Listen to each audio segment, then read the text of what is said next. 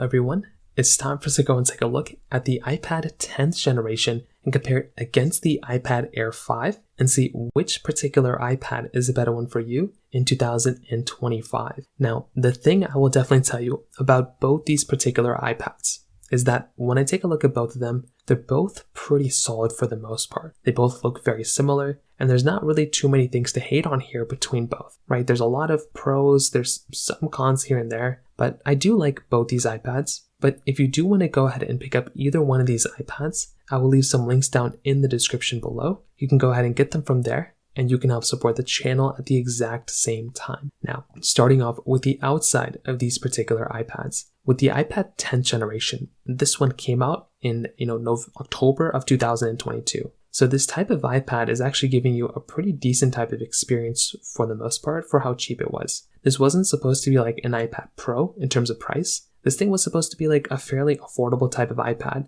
which again is one of the biggest assets going for it. So I would tell you from that side that in and of itself is kind of a nice thing going on for it, if you kind of ask me. One other thing to kind of keep in mind here too is that with these types of iPads, these things are somewhat kind of, that they don't have the most amount of features or anything, but that's totally okay because they're not supposed to be like, competing with some of the best, in the competition or anything like that. They're supposed to be like affordable iPads that you can go ahead and buy that won't break the bank if you're trying to go and pick it up. So it's kind of the main way to kind of think about these types of products. Now, I would also say on top of that, for the most part, you're still going to be able to get like a good type of experience with this thing. The display itself is about a 10.9 inch liquid retina IPS panel. So that right there is kind of a nice thing, but again, it's not really like the biggest size panel of all time, and you are going to be getting somewhat of like a limited type of experience with this iPad. With the iPad Air 5 model, this one's a little different. So it's kind of the same thing actually, it's not really that big of a difference. So you're getting basically the same type of display on the front side. So this one is also going to be giving you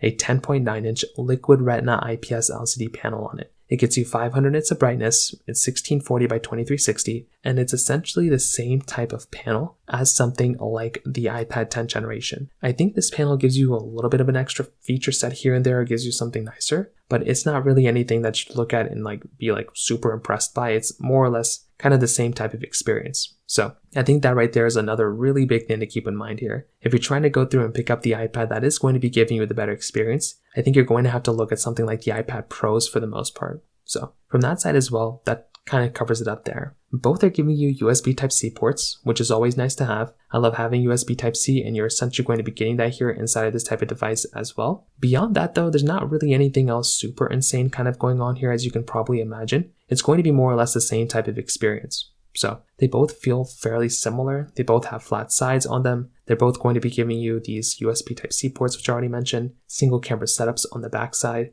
and there's not really that much else to really keep in mind here. Because if you're going to go through and pick up some of these types of iPads, you're going to see that they're relatively going to be roughly around the same in terms of the way they feel, in terms of the way they look, and just kind of the atmosphere around it. So I think that's kind of a nice thing. I think if you're going to go through and pick up these types of devices, it's not really that bad of an experience. But like I said, if you are wanting the device that is going to be giving you a better experience, you might have to look a little elsewhere for the most part. So in terms of that side, that kind of covers it up there for the most part. Now, on top of that, another very important thing to keep in mind here too is the fact that between both of these iPads, you have to keep in mind that the price tags are still going to be slightly different. So as of this point, these iPads have actually, changed up in value a little bit. So you're going to have to keep that in mind if you're trying to go through and buy the iPad that's giving you the better experience. Especially from a price tag standpoint, the iPad Air 5 model is definitely going to be a little bit of a more expensive iPad than something like these other ones. So that right there is also going to be another one of those big things to keep in mind there for that particular situation.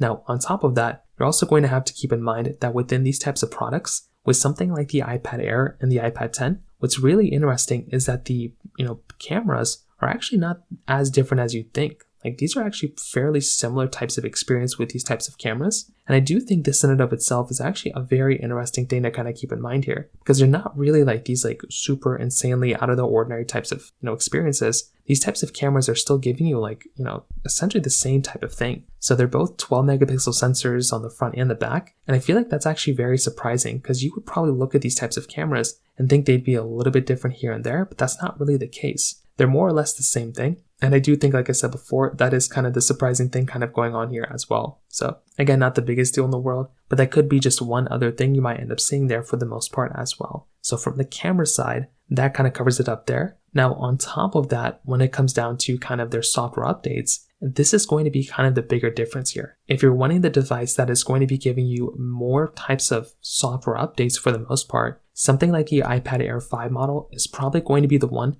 that's going to be giving you the overall better, longer supported type of iPad. So that's just kind of what ends up happening here. If you're wanting the iPad that's going to be giving you the better longevity, you'd basically have to look at something like the iPad Air 5 model. That one is the one that's going to be giving you the better type of experience. So that right there, I think is going to be another one of those cool things to keep in mind there, because, it does make sense that iPad is going to be more, it's going to be lasting longer because it is the longer lasting one because it, costs more. So that makes more sense in my personal opinion. I would also say that if you're going to look at these types of iPads, it's not the biggest deal in the world, but it does make a lot of sense to go through and maybe pick up some iPads that are going to be giving you better experiences. And essentially with these ones, that's kind of more or less kind of what's going on. You're going to be getting still a good experience between them, but you might be wanting a better type of iPad, and there might be some better options out there for you rather than these ones again. So again, not the biggest deal in the world, but it could just be one of those other things that you might end up experiencing there for the most part as well. So from that side, that kind of covers it up there too.